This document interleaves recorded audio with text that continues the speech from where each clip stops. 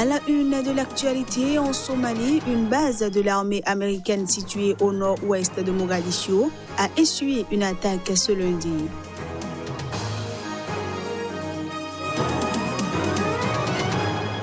La journaliste marocaine Aja Rezouni a été condamnée ce lundi à 1 an de prison ferme pour avortement illégal et relations sexuelles hors mariage.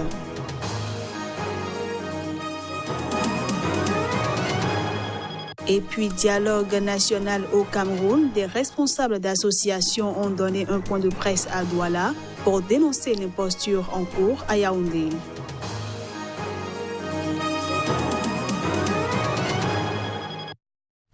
Voilà ainsi présenté l'ossature de cette édition. À toutes et à tous, bienvenue.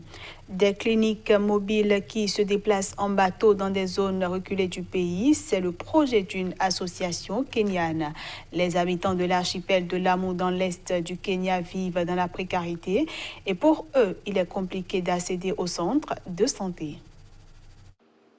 Tous les mois, le bateau des Safari Doctors part de l'île de Lamu dans le sud-est du Kenya, avec tout le matériel médical nécessaire pour monter une clinique mobile. Après plus de 2 heures en mer, l'équipe arrive à Kiongwe, un village reculé proche de la frontière somalienne.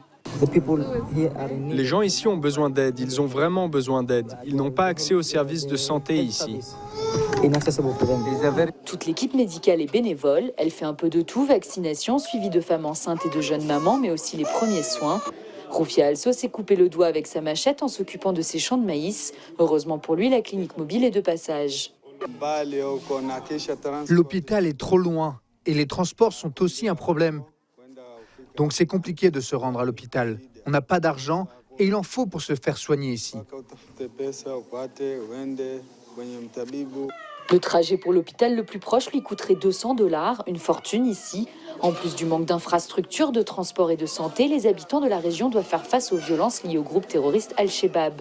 Bilay a une bosse dans le cou, vraisemblablement une balle, et une blessure sur le pied. Elle raconte avoir été attaquée par les islamistes alors qu'elle était en voiture. J'étais la seule encore en vie. Tous les autres sont morts sur place. Ces blessures sont vieilles, l'incident a eu lieu il y a plusieurs années, mais faute de moyens et d'accès aux soins, Bilay n'a jamais pu se faire soigner correctement. Safari Doctors a été fondé en 2015 par une Kenyane pour aider ces populations isolées, mais leur plus gros souci reste l'insécurité dans la région. Les infrastructures sont médiocres et ça explique la présence de militants, si on peut les appeler comme ça, et celle de l'armée. Donc il est devenu difficile de se déplacer dans certains villages. On doit décider à la dernière minute si on peut y aller ou non. La clinique mobile se déplace tous les mois dans 12 villages reculés près de la frontière somalienne. Une zone risquée pour l'équipe, c'est ici que l'armée kenyane a envoyé ses troupes en 2015 pour chasser les Shebabs de la forêt de Boni. L'opération ne devait durer que 3 mois, mais 4 ans plus tard, les Shebabs sont toujours là. En Somalie, une base de l'armée américaine située au nord-ouest de Mogadiscio a essuyé une attaque ce lundi. Les insurgés islamistes somaliens Shebab ont en effet lancé un audacieux assaut. En Somalie, et un convoi militaire de l'Union européenne attaqué dans la même journée de lundi. Les islamistes Shebab ont fait fort. 2 importantes explosions suivies par des échanges de coups de feu ont été entendues sur la base de Baledogle qui abrite des conseillers américains formant les commandos de l'armée nationale somalienne et une piste de décollage pour des drones militaires. Il y a ensuite eu des échanges de coups de feu nourris. Plusieurs autres témoins ont confirmé cette attaque revendiquée par les Shebab affiliés à Al-Qaïda. Dans un communiqué, les Shebab ont affirmé qu'une unité d'élite de la brigade des martyrs Shebab a mené un raid audacieux contre l'aéroport militaire américain. Suivant la même source, après avoir franchi le périmètre de sécurité de cette base fortement sécurisée, les Moudjahidines ont pris d'assaut le complexe militaire et combattu férocement les croisés.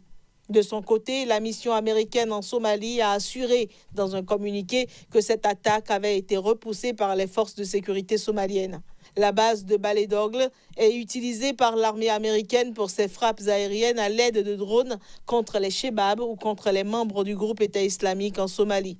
Les États-Unis ont intensifié depuis avril 2017 leurs frappes aériennes en Somalie après que le président Donald Trump a étendu les pouvoirs donnés à l'armée américaine pour lancer des opérations antiterroristes par voie aérienne ou terrestre dans ce pays de la Corne de l'Afrique. Je le disais en titre, la journaliste marocaine Aja Rezouni a été condamnée ce lundi à 1 an de prison ferme, ceci pour avortement illégal et relations sexuelles hors mariage.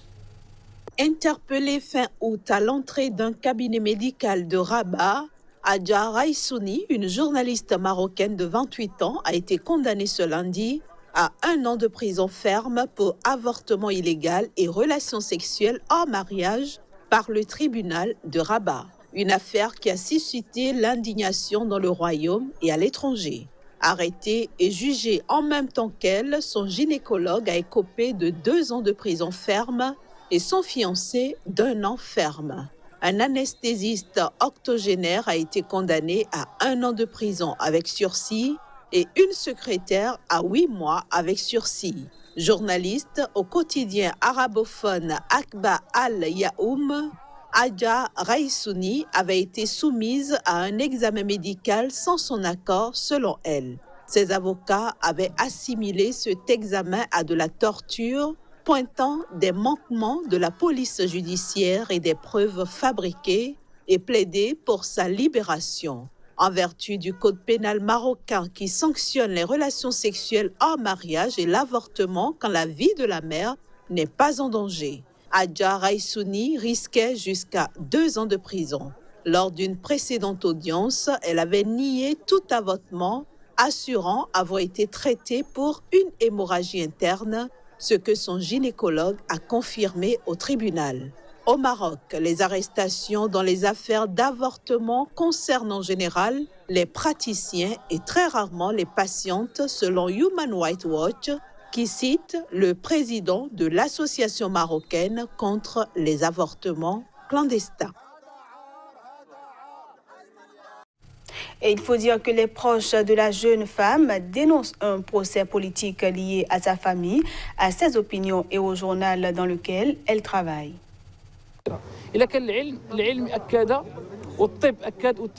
La science, la médecine et les analyses ont confirmé qu'il n'y avait pas de grossesse. Alors pourquoi recourir à un avortement?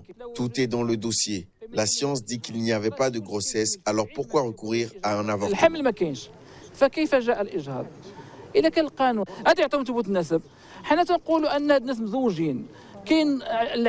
Nous disons que ces gens sont mariés. On a de nombreuses preuves qui en attestent. Donc d'où vient cette accusation de relations sexuelles hors mariage? Personnellement, je n'ai pas compris. Nous poursuivrons la défense de Hajar et Rifat Amin. Nous sommes certains de leur innocence. Je n'ai pas compris ce jugement qui est en contradiction avec la jurisprudence.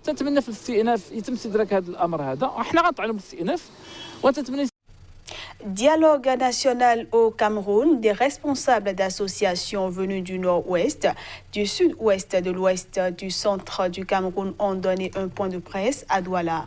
L'objectif est de dénoncer l'imposture en cours à Yaoundé. Narcisse Oum pour le reportage.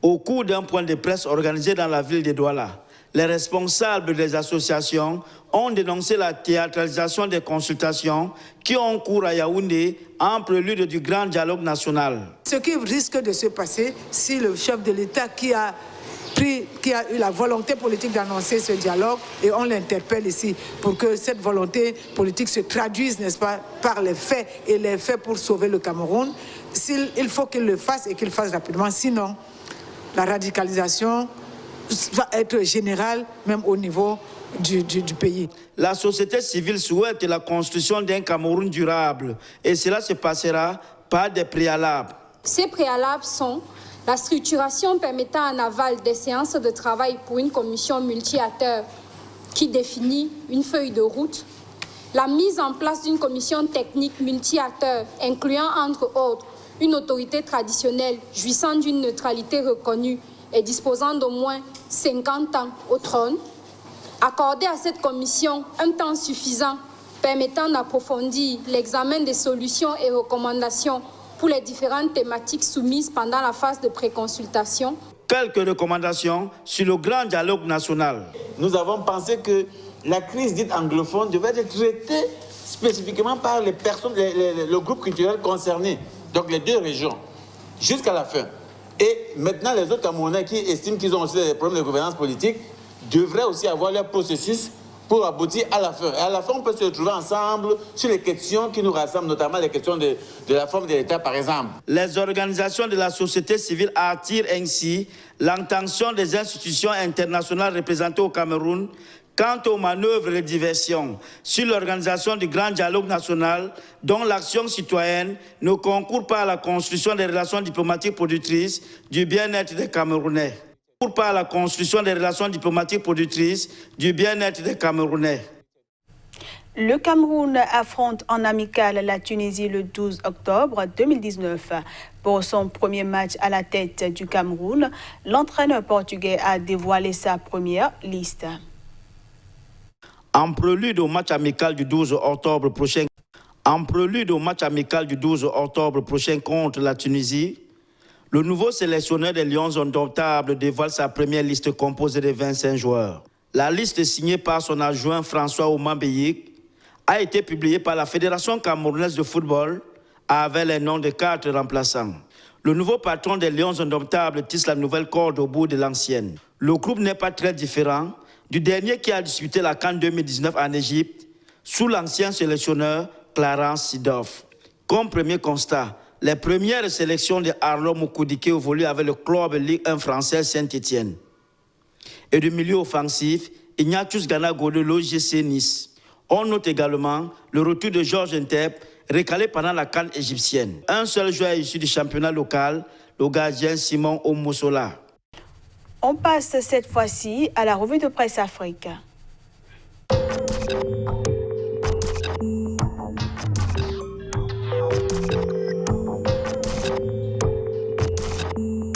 Bienvenue dans la revue de presse Afrique du jour. Au menu ce mardi, le Togo, la Côte d'Ivoire, le Cameroun et le Sénégal. Démarrons donc par le Togo. Togo Matin s'intéresse à un modèle de développement et titre paix, discipline, travail, des valeurs que les Togolais doivent copier chez les Chinois. Le quotidien Liberté rapporte les propos d'un opposant politique, Tikpi Achadam. Nous sommes tenus par devoir pour notre patrie d'avorter le projet de 4e mandat de Faure.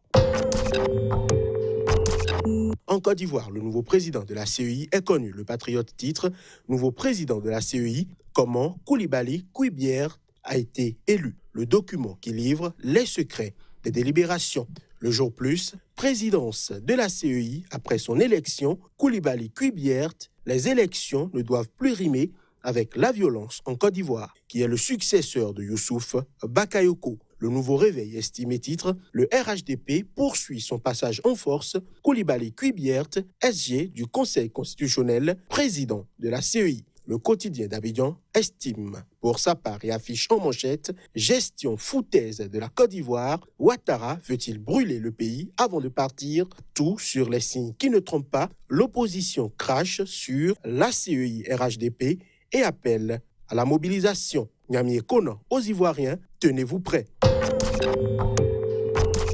Au Cameroun, et après son ouverture, le jour titre « Grand dialogue national, décentralisation contre fédéralisme ». Cameroun Tribune affiche pour sa part « Grand dialogue national, le temps est donné ». Le messager croit savoir et titre « Grand dialogue national, Mbombo Ndoya embarrasse le régime. Le sultan des Bamoun suggère que le mandat présidentiel revienne à 5 ans, renouvelable une fois. Une suggestion qui n'a pas été du goût de Dion Ngouté.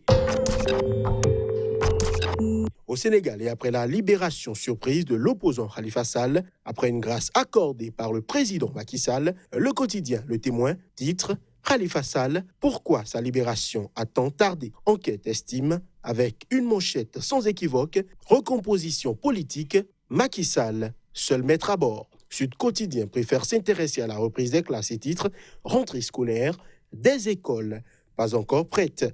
Voilà, ce sera tout pour le compte de la revue de presse Afrique du jour. Merci de l'avoir suivi et à demain.